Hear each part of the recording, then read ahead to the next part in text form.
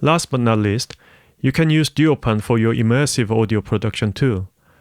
When you insert DUOPAN on a mono or stereo track on Pro Tools, you will see the options to choose the output format, and DUOPAN will recognize the available output channels. Then you can route your panned signals to any pair of speakers.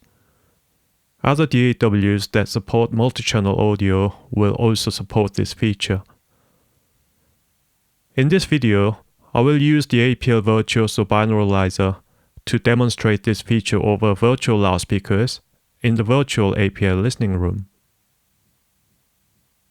With the traditional panning in between speakers, especially in a lateral segment like between front left and side left, can often cause coloration and localization blur.